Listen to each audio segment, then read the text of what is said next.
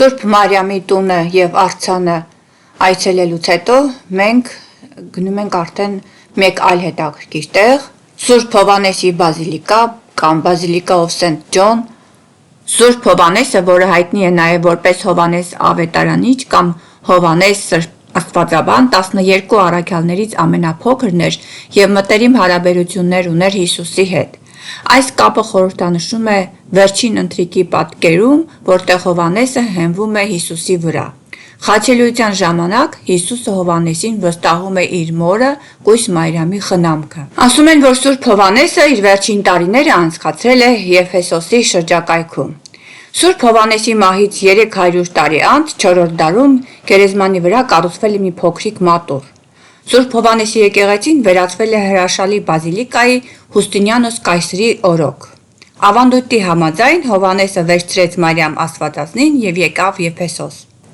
Եվ հիմա մենք եկել ենք Սուրբ Հովհաննեսի բազիլիկան այցելելու։ Այն մենք ինչ հիմա տեսնում ենք, այդ եկեղեցուց մնացած ավերակներն են իհարկե, բայց իրական եկեղեցին մոտավորապես այսպիսի տեսք է ունեցել։ Հուշարձանային բազիլիկ եկեղեցին խաչաձև էր, ծածկված էր 6 գմբեթներով, քարից եւ աղյուսից կառուցված նրանց կառուցվածքը չափազանց հազվագյուտ գտածո էր իր ժամանակի ճարտարապետության մեջ։ Ասում են, որ այստեղ է գտնվել նաև Սուրբ Հովհաննեսի դամբարանը, կենտրոնական գմբեթի տակ։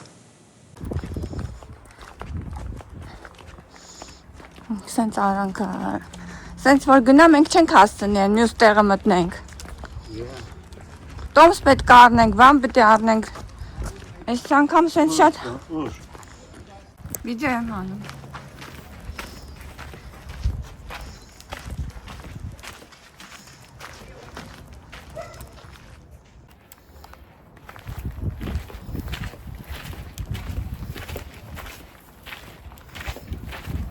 Պատմական վայր ենք ընկել, տեսեք, ամեն տեղ հրաշ կա։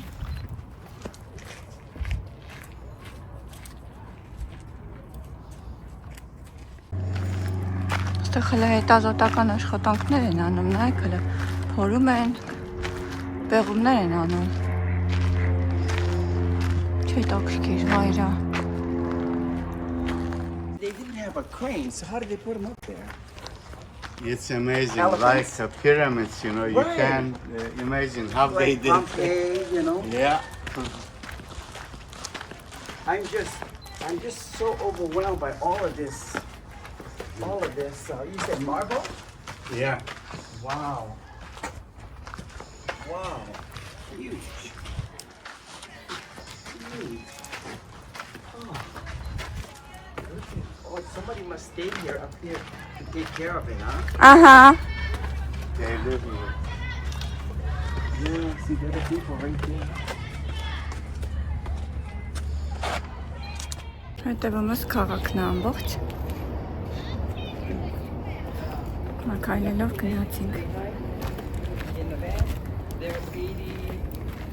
Պատմությանը հպվենք։ Զգանք։ Oh, he's more young. He's younger than us.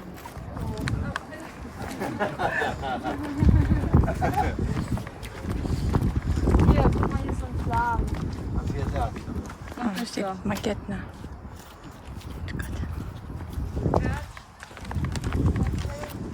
Տեսեք ինչ հրաշք տեղեր ստեղ։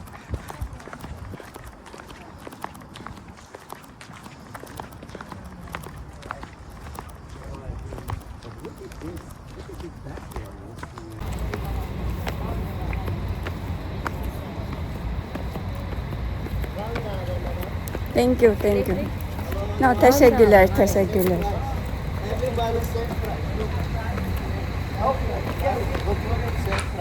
Հիսուս Քրիստոսի առաջին եւ սիրելի աշակերտը 12 առաքյալներից միակը, որ ապրեց խորտերություն, Հովհաննես Աստվածաբանը, հայտնության հեղինակը, իր վերջին օրերը անցկացրեց Եփեսոս քաղաքում, որտեղ նրա գերեզմանն է գտնվում մինչև օրս։ 2000 տարի շարունակ անթիվ ուխտավորներ են գալիս այստեղ սպասելով հրաշքի։ Հովհաննես առաքյալի հանգստավայրը պահպանելու համար բյուզանդական կայսրը Հուստինիանոսը հրամայեց Եփեսոսում կառուցել դամբարան, ամենամեծ քրիստոնեական եկեղեցին Սուրբ Հովհաննես տաճարի տեսքով։ Հենց հիմա այս նկարում, որ դուք տեսնում եք, մենք գտնվում ենք այդ դամբարանի դիմաց։ Այդ հետևից իմ սյուների տակ, ասում են, որ այդ դամբարանն է գտնվում։ Տաճարը կառուցվել է հատուկ կղզուց բերված կարմիր աղյուսից եւ մարմարից։ Երկարությունը 130 մետր է եղել, լայնությունը 40 մետր, երբ Սուրբ Սոֆիայի տաճարի հետ միասին համարվել է ուշնության 7 մեծագույն եկեղեցիներից մեկը։ 14-րդ դարի վերջին հզոր երկրաշարժը վնասել է տաճարը եւ ամբողջ շինությունը։ Հետագայում վերջնականապես ավերվել է 1402 թվականին Լենգ Թեմուրի ներխուժման հետևանքով եւ միայն 1955 թվականին տաճարի տարածքը մաքրվել է եւ մասամբ վերականգնվել։ Դամբարանի մասին տարբեր պատմություններ են պատմում, տարբեր լեգենդներ։ Լեգենդներից մեկը, որ իբր բացել են այդ դամբարանը եւ մեջը գտել են տղամարդու կմախք, բայց վստահ չեն թե արդյոք այդ տղամարդու կմախքը պատկանել է Հովհաննես Առաքյալին թե ոչ։ Մի լեգենդն էլ ասում է, որ Հիսուս Քրիստոսի քարոզից հետո Հովհաննեսը հրամայել է իր աշակերտներին բլրի վրա գերեզման փորել, որի մեջ նա պառկել է, հետո ծածկել են իրեն,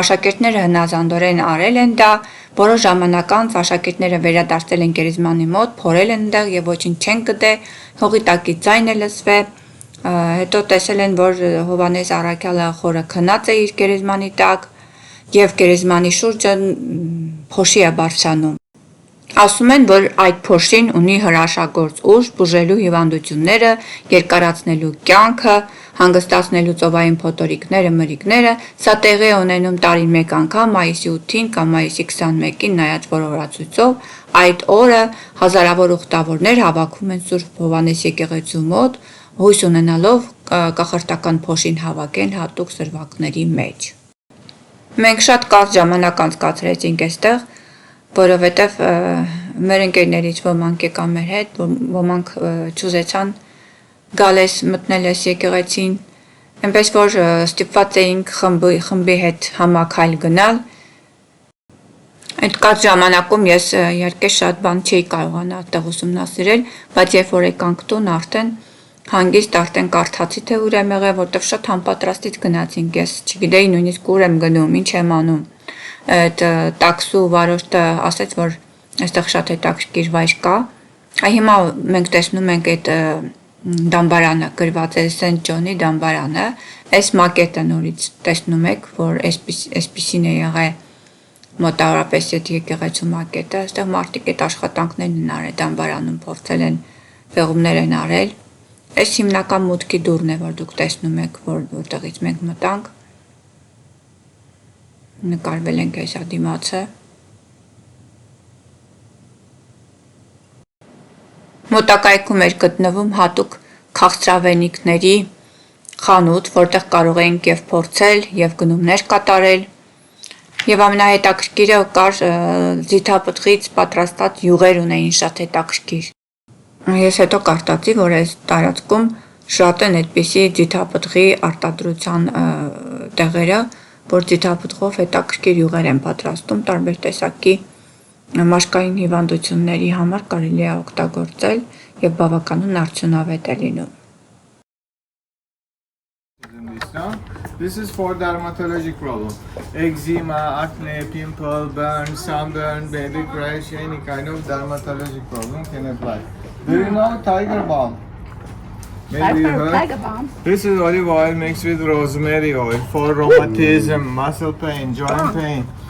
Smells strongly for They use for medicine. If you mix with poppy seeds oil together, double effect. Beautiful for pain. And they really And work. then this is hair care, not for me, too late. Argan, Let me go too late. Too late. Argan, fine, you have to use. You have to use. Almost too late. We'll save This it. is rose oil, orange peel mixed with wild olive, pomegranate seeds oil. These three oils similar effect for wrinkles, sun-dry, cellulite, stretch mark problem. You can Turkish apply. lokum is very famous. This is olive oil for skincare. Try some. If I take Olive and if jojoba I'll take for away ladies. wrinkles, I'll use it. This is for men. Olive and Էֆեսոսի հին հունական Արտեմիսի տաճարը համարվում էր հին աշխարհի ամենահիասքանչ կառույցներից մեկը, ներառված էր աշխարհի 7 հրաշալիքների շարքում։ Այն գտնվում է Էֆեսոս քաղաքում, որի բեկորային ավերակները այժմ կարելի է տեսնել ժամանակակից թուրքական Սելջուկ քաղաքում, ուր եւ հիմա մենք գնալու ենք։ Իր ավելի քան 1000-ամյա պատմության ընթացքում տաճարը բազմիցս կառուցվել է, ավերվել է, հետո վերակառուցվել է։ Տաճարը նվիրված է Արտեմիսին։ Արտեմիսը հին հունական դիցաբանության մեջ ամենանշանակալից աստվածուհիներից մեկն է եղել։ Արտեմիսը Ապոլոնի երկվորյա քույրն է եղել, կույս աստվածուհի եւ որսորդության, վայրի բնության եւ լուսնու հովանավորը։ Հետաքրքիր է, որ նրան մեծարում էին որպես ծննդաբերության աստվածուհի։ Ասում են, որ Ապոլոնից նա մի օր կամ մի քանի ժամ առաջ է ծնվել եւ նա օգնել է իր մորը Ապոլոնի լույս աշխարհ գալու համար։ Ու ինքը այտենց մանկության ժամանակվանից համարվում է որպես ծննդաբերության աստվածուհի նաեւ։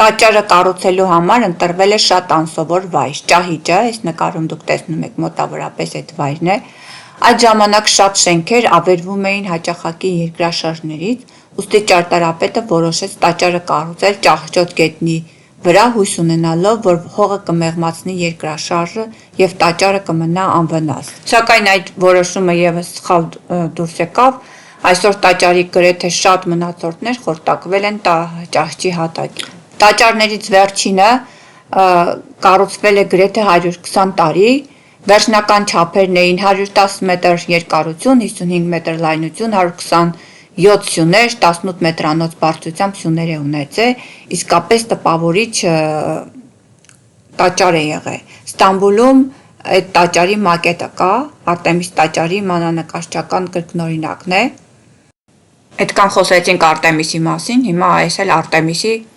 արձանն է, նա բազմաթիվ կրծքերով է քանդակված, խորհրդանշում են պտղաբերությունը, սակայն գիտնականների մի մասն էլ ենթադրում են, որ դրանք պտղաբերության հետ կապ չունեն, դրանք ուղղակի հագուստի զարդարանքներ են։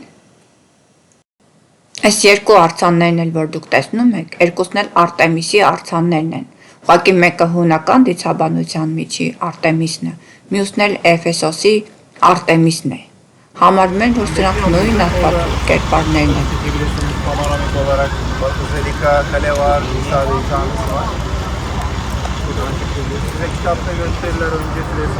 Այստեղ Արտեմիսի թեմպլն է, տաճարն է եղել։ Այն ինչ որ մենք տեսանք, իհարկե շատ հատուկ տեսարաններ, այն տպավորությունը, որ սա աշխարհի 7 հրաշալիքներից մեկն է եղել, այդ հսկա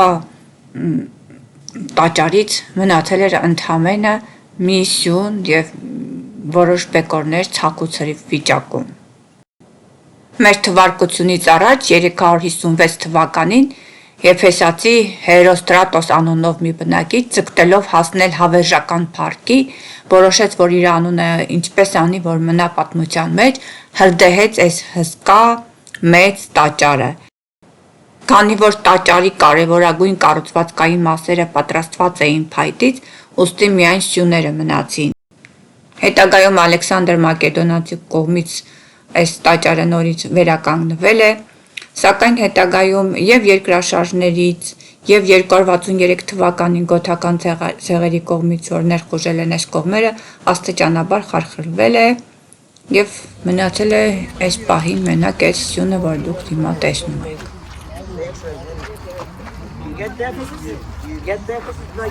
Արտեմիս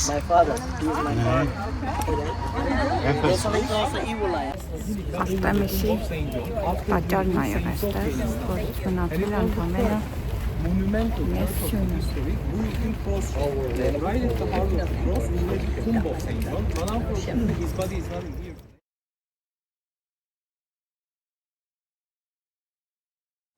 Դա հիմա պատկերացրեք ու համեմատեք այս ինչ որ դուք հիմա տեսնում եք ու այն նկարները, որ ես հիմա ինտերնետից կդնեմ, որ ենթադրաբար եղել են Արտեմիսի տաճարի նկարները կամ նկարների մակետները։ Ինչ է մնացել այդ հրաշքից, որը ժամանակին եղել է աշխարհի 7 հրաշալիքներից մեկը։